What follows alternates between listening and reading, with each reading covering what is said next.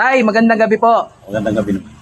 Tay, tatanungin lang po kita. Sabi po ng opisina ng Vice President, maswerte daw ang mga Pilipino pag hindi natuloy ang impeachment trial ni VP Sara Duterte dahil makakatipid ang pamahalaan. Ang sabi naman ng mga mambabatas, importante rin na malaman kung saan napunta yung pondo na nagkakahalaga na ng 612 million. Ganun na po karami yung hindi mapaliwanag na pondo ng OVP. And nung DepEd, nandun pa si VP Sara Duterte. Parte na po yung mga confidential funds.